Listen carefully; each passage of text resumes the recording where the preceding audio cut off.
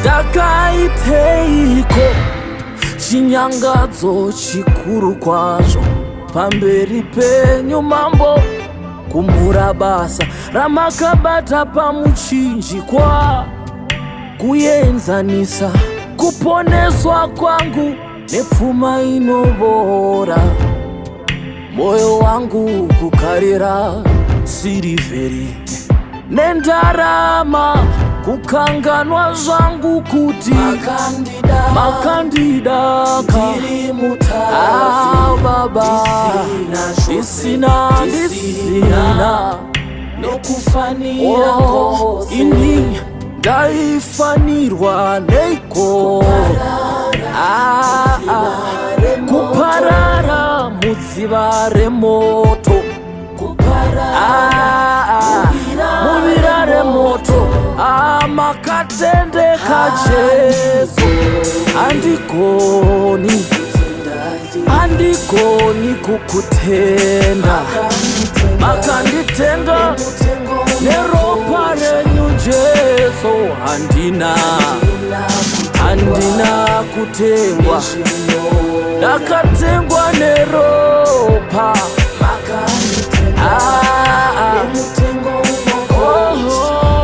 Gwayana raMwari wakanga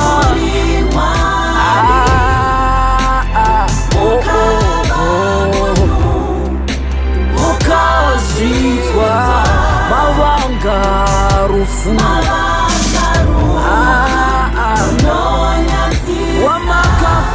wamakafa ruponeso Gwayana rababa makanga muri Mwari mukasarudza kuva munhu mavanga nerufu runonyadzisa wamakafa baba ndirwo runoringana Ishe makatukwa mukaremedzwa nekudarika kwangu Jesu, ndakakurambai asi imi makanditsvaga kwandaidya nekunwa, mukaita tsitsi mukazarura moyo wangu kuti ndikuteverei. Nhasi handikumbiri chinhu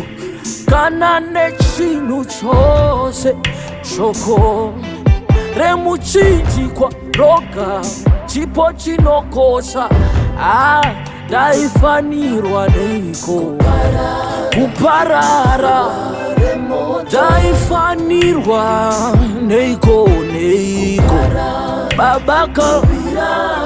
asi Jesu makaite nyasha, handikoni Jesu makanditenga nemutengo unokosha nezvinovora, makanditenga neiko babaka Gwayana raMwari makanga mukasarudza kuva munhu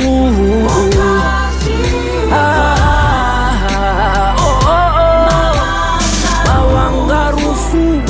runonyadzisa rwamakafa baba runoringana Gwayana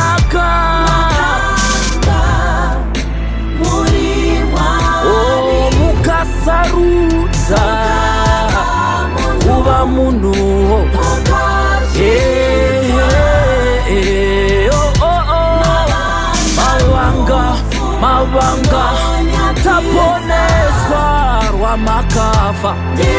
ndirwo ruponeso